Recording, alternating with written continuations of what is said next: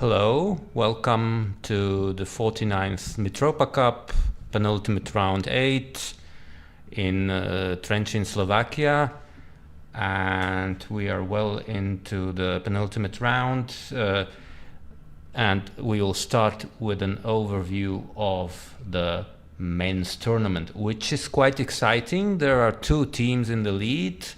Slovakia is ahead of Germany, but they have the same number of match points, and Slovakia has only a slightly better score by 1.5 points. So the first place is definitely not decided yet, and the final two rounds will show us who is going to win this 49th edition of the Mitropa Cup. So let's see. Let's have a look, let's say, at the match of the Slovakian team. This is board 1. Pechac on board 1 is playing white, and he's facing Felix Bloberger, young Austrian grandmaster who is on board 1, but he managed to come only for round 6. I think he's played only 2 games, and this is his 3rd game yet. And already we have a couple of moves here. They played the French defense, and Pechac chose a safe line, the exchange French, which at best can give white only a very small advantage. But let's not forget that last year we had the World Championship match between Gukesh and Ding Liren, and the Chinese grandmaster also played the French, and in one game Gukesh went for this same line. I'm not so sure where is the difference. I think Gukesh now castled. He didn't manage to get an advantage. The game ended a draw. I recall he had a pawn on c3, so he definitely didn't play knight c3 as Pechac did. Okay, this is directed against knight b5. Black doesn't want to allow white to get the bishop pair, and he doesn't want to play c6 either, because he reckons that c6 is probably the best square for his own knight, and white played knight e5, centralizing the knight and making it a bit more difficult for black to develop the b8 knight. Now he won't go to c6 probably. He won't allow doubling of pawns. Okay, I got a message that the translation is going fine, so now I can switch off the sound, and the technical support is pleased. So white here is a slight pull, but the position is symmetrical, and it remains to be seen, of course, if white can get anything more tangible than a nice knight on e5. Let's continue on to board 2. Here we have Peyrer playing with white against Neugebauer. Austria decided to give a rest to Valentin Bajdetsky, who was playing on board 2, and actually he lost 5 games in a row. He's not in form, so he's taking a break, and Peyrer is playing. They played semi-Tarrasch, knight c3. I think we had this position in one of the previous broadcasts. I was telling you that black has many options here: bishop e7, bishop b4, classical, Ragozin, and then c6, semi-Slav, knight bd7. I think this happened in the game we were showing each other. a6 is also possible. c5 is naturally one of the playable moves, and this leads to the semi-Tarrasch. C takes d5. Now, if black takes with the e-pawn, this is the Tarrasch. This has been considered dubious due to bishop g5, but even nowadays they found out that it's quite playable. It's not so bad for black as has been thought previously. Knight takes d5 is a semi-Tarrasch, and black has even a third option, which is c takes d4. White took, queen takes d4, e d5, and now e4. White is forcing the game. Naturally, knight c6 and bishop b5, pinning the knight.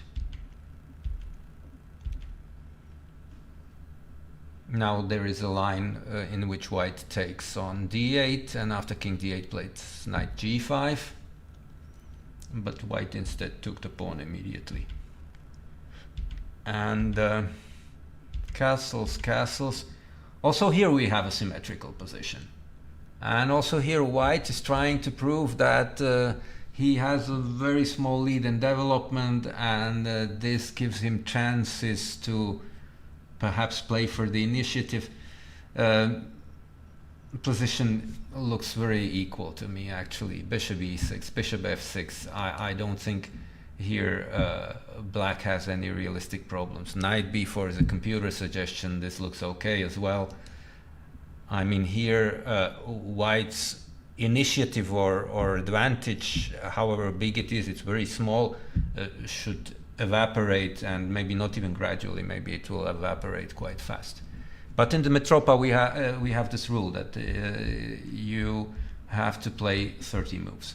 So it means you can repeat moves earlier, of course. Repetition perpetual check is possible, but otherwise you have to do at least 30 moves. Let's move on to board 3, where Dotzer is playing with black, Sahidi is white, Dotzer black. Dotzer, on the other hand, has an excellent result. I think he lost in round 1, then he won like 5 games in a row. And I've mentioned he's a great talent of Austrian chess. So, Sahidi goes for the Sicilian, and we have the Paulsen or Kahn Sicilian, bishop d3. This is the most popular move with the world top as well.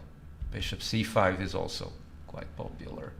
Knight b3, and now black has 2 options, either bishop e7 or bishop a7. The more active move is bishop a7, although both of them are played pretty often. Queen e2, and now it depends. Black can continue knight c6, d6, and then he can develop the knight to f6 or e7. Dotzer committed his knight to e7 already. He didn't speculate, and he just proceeds to castle as soon as possible. White's option is to play c4, which gains more space, but also limits this d3 bishop. So it has its pluses and it has its drawbacks as well. Knight c3 is a sound developing move. Black castled and white played bishop e3. This is the most usual way to do it. Bishop on a7 is really well placed, and white usually plays queen e2 and bishop e3 to neutralize, exchange the bishop. And white, now black played b5 and white played f4. White is still flexible. He's going to choose where is he going to hide his king. He can castle still kingside or queenside. Well, this is going to be, I think it is going to be a sharp Sicilian struggle here on board 3. And on board 4 we have Peter Balint playing with white, another talented Austrian youngster, against Druska. And we have here the Ruy Lopez, the Berlin Ruy Lopez. And white didn't castle, which is the classical Berlin. White played an anti-Berlin line. And black, rather unusually, these days almost every game continues with bishop c5. This is the standard reaction. There are multiple hundreds, thousands even of GM games with bishop c5. d6 is an older move. It is nowadays it's considered slightly passive, but okay. I mean, it has its pluses. Black may well develop his bishop to e7, but maybe he can, given a chance, he can maybe play g6, bishop e7. We'll see that this didn't happen in the game, because after castles a6, Balint took, and he immediately played d4. Even investing a tempo, he's trying to open up the center. This looks strange against black's bishop pair, but on the other hand, black's pawn structure is compromised, and this is the way to get at the doubled pawns. ED4, white took with the queen, bishop E7 to continue development. Here he has no time to play G6. This is too slow. I mean, I must castle as soon as possible. And now if white pushes E5, he will break up black's pawn structure, or try to break up black's pawn structure. But black has two bishops, the game opens up, and as a minimum he gets excellent counterplay. So here we have a typical structure from the Ruy Lopez, doubled pawns, but black with the bishop pair, black with some counterplay on the semi-open E file and B file. White has slightly more space. I mean, this position of this type was already played, for example, in the Lasker Capablanca World Championship match in 1921. Capablanca played it at least in one game, and he successfully defended, even winning one game, I think, after a heavy mistake by Lasker. So, let's get on to the German team. The team who is currently in second place, and they are playing against France. And on board one, we have Razafindratsima, the guy who is, I think he's from Madagascar, if I'm correct, but he's playing for France already for quite a while, and he opted for a sharp line in the Caro-Kann. So let's check it from the beginning. Doyer is his opponent, and Doyer has already played a few Caro-Kanns here, so it belongs into his repertoire. Bishop f5, h4. We had a game like this yesterday. It was Philipp Haring playing with white on board 4 of the Slovakian team. h5 is the standard response. Bishop d3. We had another game in which white played c4. This was, I think, Peyrer was playing, the Austrian player Peyrer was playing with white against Brunello. Another sharp game. Okay, this is all standard. I think now queen a5 check, I mentioned it, that this is perhaps slightly more accurate, but he played e6 and bishop g5. This didn't happen in Haring's game. He developed his knight to f3 and then came with the other knight to d2. The bishop c1 went to b2 later on, but he didn't get an advantage. I think this is more standard and perhaps even more dangerous for black. And black decides to open the center. Well, he's slightly behind in development, so this is not without risk, but okay, it's a concrete line. I don't know what Doyer had prepared. Certainly he thinks black can survive this. For example, if black takes with the queen on d4, what was white's intention? Possibly something like queen b3, attacking the b7 pawn and then giving another pawn even on e5. I don't know what will happen here. Queen b3 looks pretty dangerous, because then I can play queen e5, knight e2, and the lead in development is really something which makes life very difficult for black. So knight c6 is more logical. White continued with his development, and black gains some material and tries to keep the position still closed, sort of. d3, queen e3, queen a3, cd5. Okay, I must take with the knight. Taking with the pawn allows e6. White play queen e4. The knight hits for c4. Black gets away with the queen and now continues his development. He must give back this d3 pawn. Well, white, it's logical, of course, to take. Rook takes d3 is quite a natural move, and then black either plays knight e7 or he plays something like rook c8. It's a complicated position. I mean, white has compensation for the pawn. It's a question if this is going to give him the initiative, the advantage, or if it's just sufficient for equality. So it also depends if the players are still in their preparation. They made Doyer played all these moves rather quickly. He didn't spend any time, so he is the... Looking at the clocks, Doyer is the better prepared guy here. He's playing his preparation, and his opponent is only trying to find out what's going on. Okay, let's go on to board 2. That's Kölle with white against Niels Willems, and they're playing the Queen's Gambit, but a rather sharp line. Not the standard orthodox Queen's Gambit declined. Knight bd7, takes, bishop g5, and now bishop b4. This line has a history which goes back to the previous century. It was called the Manhattan line, I think because players analyzed it on a ship which took them to the New York tournament. And then there was a renaissance of this line in the 80s, and another one about 20 years later. It is playable for black, although nowadays black plays the Ragozin, the Queen's Gambit with bishop b4 in a slightly different fashion. So this is playable, but not the most topical. And this what happened in the game, this continuation. This is the main line. Castles. Now rook e8, knight d2. And queen a6 is a move I don't really know. I think the main move here is definitely g6.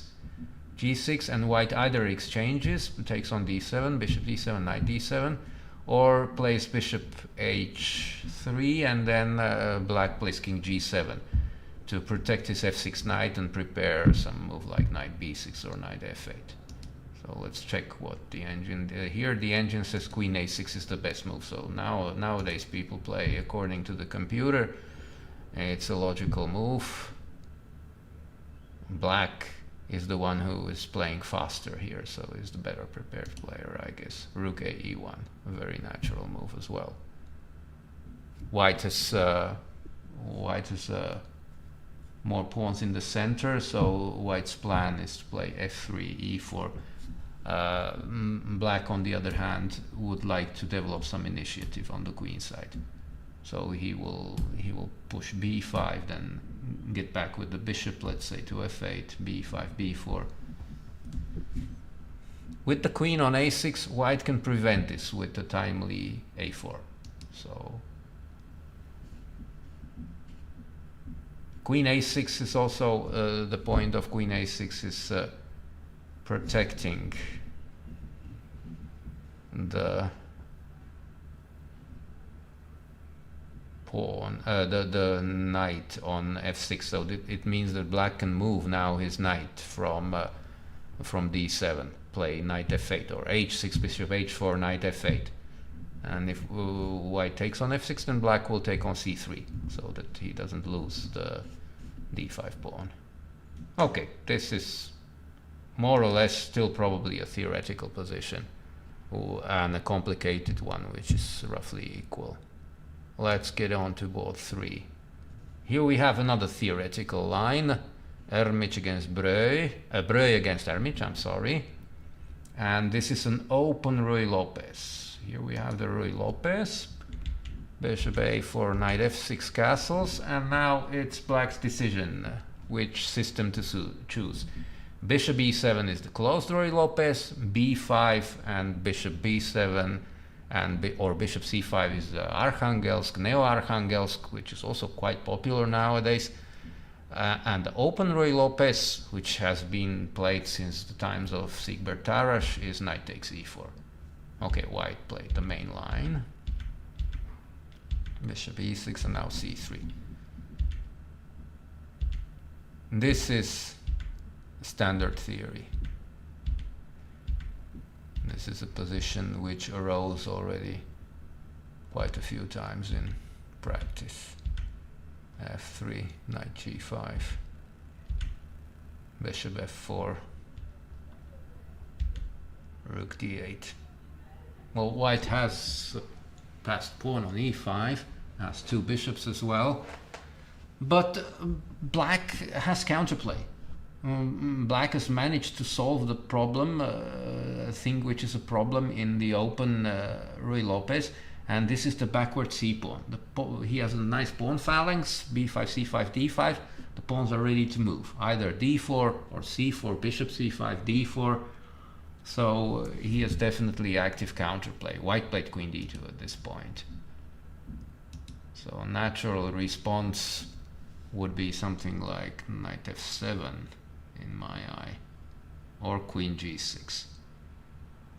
Queen g6 seems to be a good move, because queen g6 more or less forces white to take on g5, because the knight wants to go to e6, and it can also, given a chance, black can play knight h3 check. So white then takes on g5, plays f4, the bishop retreats to e7.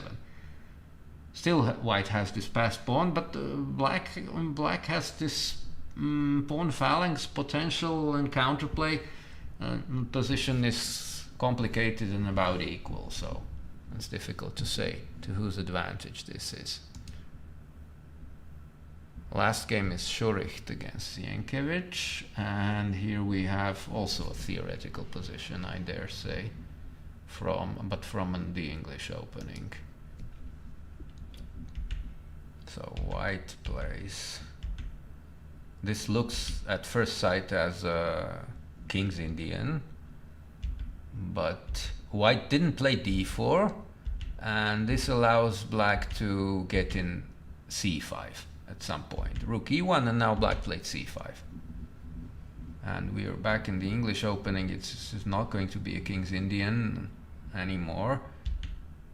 e4, knight c6, e5, knight e8. And now black simplifies the position with exchanging two pairs of minor pieces. And it's to be followed by further exchanges. Well, the pawn is pinned, and now white's only reasonable move is bishop f4. And the position after d takes e5 is, I have to say, drawish. I played this with black once or twice, I think also once with white.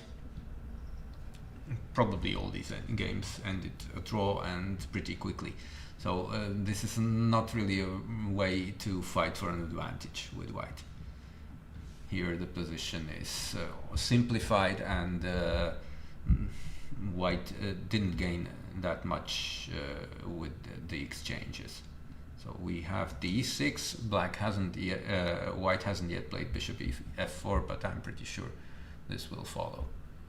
Okay, let's proceed to the match of the Czech team. The Czechs are playing against Slovenia. On board one, we have Finek with white, the Catalan specialist. He's playing against Matic Lavrencic. So let's check the moves. Let's start here, d5 and g3. We already saw this position in at least one or two Phoenix games in the Mitropa. Bishop b4, knight c3. This is not quite standard. The most popular move is bishop d2. Knight d2 is also played. This is like a Nimzo Indian with g3.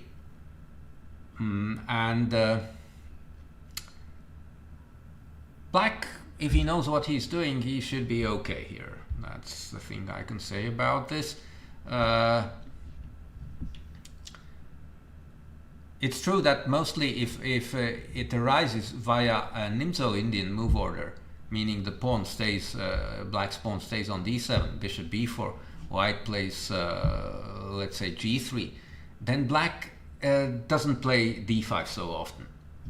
So this is a sort of way to, black quite often reacts with c5, or he plays lines in which he takes on c3 and proceeds with d6, e5, and so on. So here he has forced d5, but okay, this is not such a drawback for black. He took the pawn, and actually he proceeded with bishop d7. I mean, castles is the standard move. Castles is the standard move. Bishop d7 is slightly unusual. This probably is some sort of preparation. because both players are playing quite fast, but Finnick was prepared. I mean, he reacted quite quickly with knight e5. Bishop c6. Okay, black is trying to counter the pressure on the long white diagonal, but white's bishop still remains on g2, so white has a slight plus here. And now a3.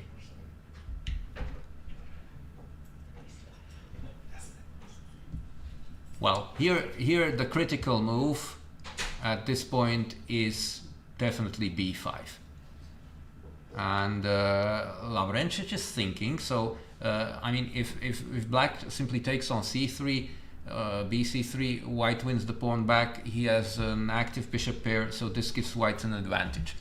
So that means that from a positional viewpoint, b5 is practically forced, and the idea is, of course, if white takes with the queen on b5, then knight takes d4. And white's queen is attacked. He can't take on b4 due to the fork on c2. So he has to continue something like queen a6, knight takes d4, a b4. I give you a check, and white plays king f1. This is all forced. And now I can take the rook on a1, I guess. Queen takes a1. I can maybe play c5. This is an engine suggestion.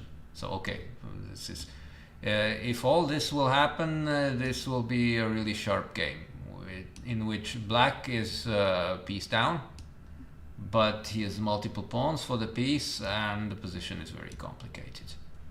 Knight a1, queen a1, cb4, knight d5, knight b5, queen d5. Well, it's open. I mean, the outcome is definitely open here. Well, we'll see. We are still at this point where black has a difficult decision to make, but if he doesn't play b5, he will end up under serious pressure. So I predict that he will play b5 in the end. On board 2. Joachim Nemec is playing, so they decided to give Jan Wikok a rest. He's playing against Koroshkov. Koroshkov is white. And Joachim Nemec, as the young and self-confident guy he is, he decides to play the modern defense. No defending, no nothing. I mean, trying to avoid maybe some theory. So he just fianchettos his bishop. Bishop c4, he plays a6. Okay, this is also possible. Of course, here the risk for black is bigger than in other more solid openings. Knight f6.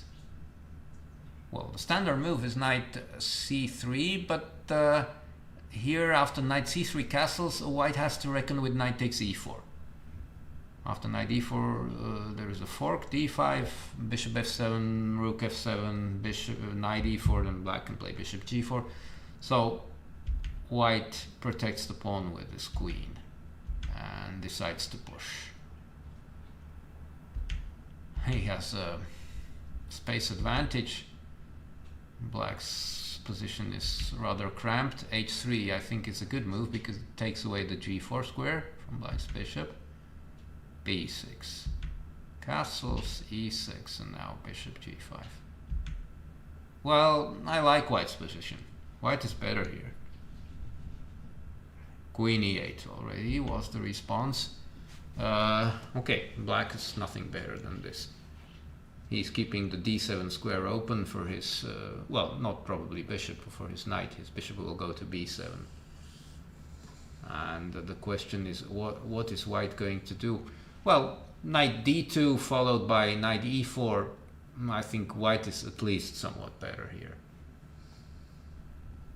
Let's get on to board 3.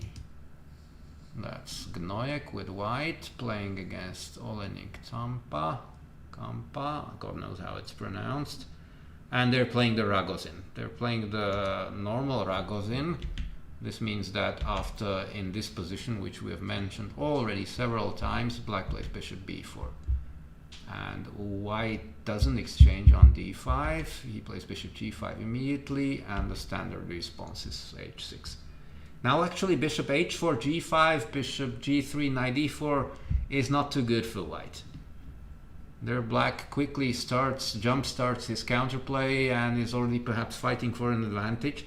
So white mostly doesn't lose a tempo and exchanges his bishop. Now there are two main continuations. One is e3, and white proceeds with his development. e3 castles, then white usually plays rook c1.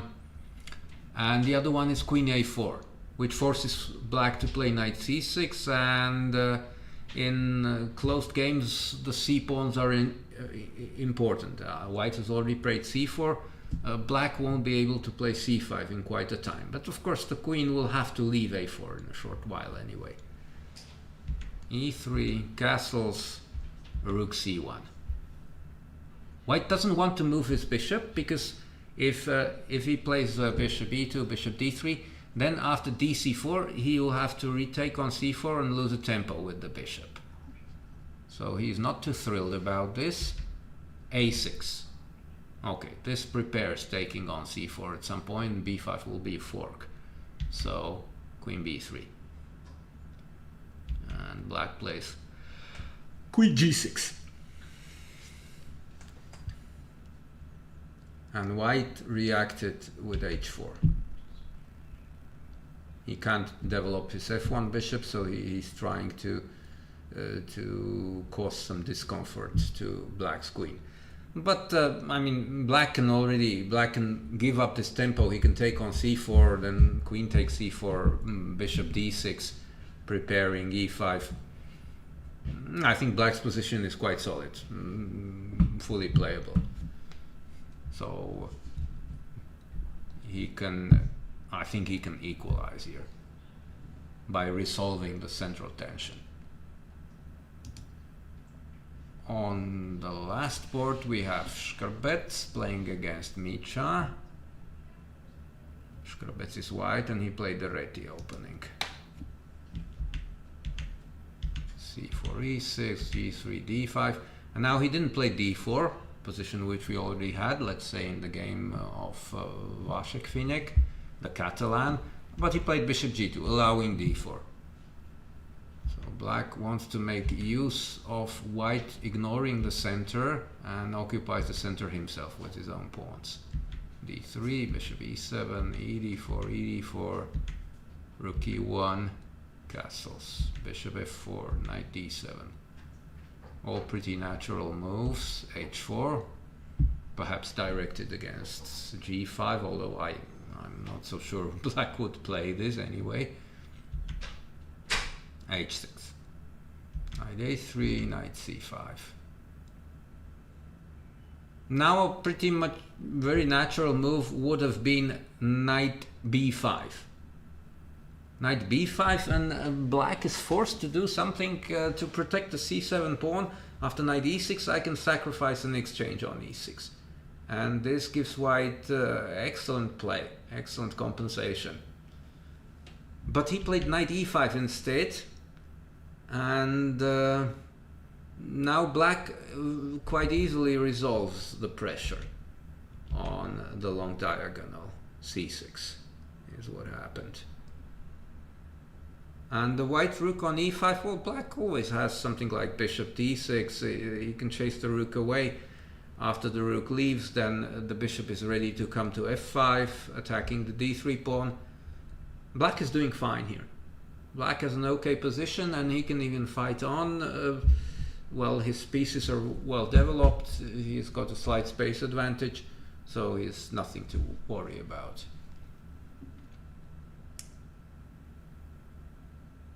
So let's go on with the other matches which we haven't mentioned yet.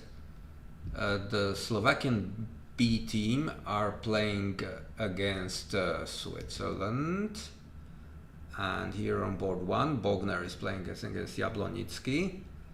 I'll have to.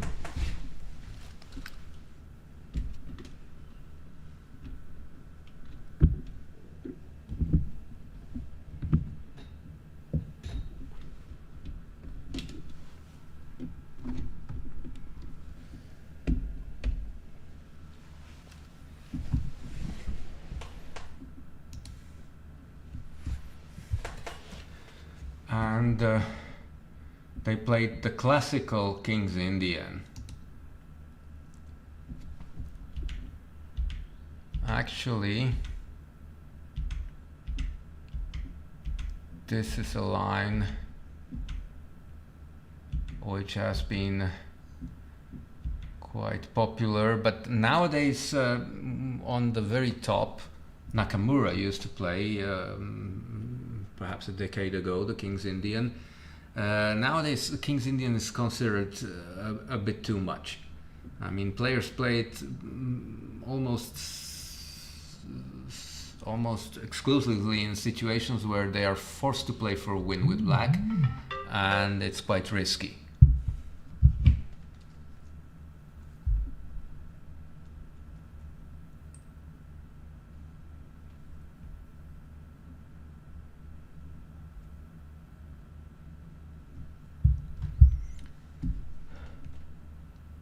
B4, the bayonet attack.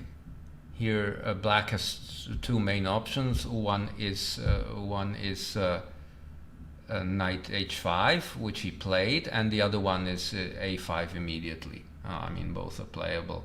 Well, in the game we saw both, because white played rook e1, introduced into practice some 20 years ago by Ivan Sokolov. Earlier white used to play g3 to prevent the sortie knight f4. But knight f4 is not so. I mean, after knight f4, black, even if he plays f5, he can't advance his pawn to f4. White can then take on f4 the knight and then proceed with e5. So knight f4 actually is not too popular nowadays, and black mostly plays this what Jablonitsky played. c5, playing for a blockade. Okay, rook a3. The rook has potential. Once the knights are removed from the third rank, a rook can take part even on the king's side. This line is was once considered. Si toto, no. Dobre. Tak pri tom to bolo na onom.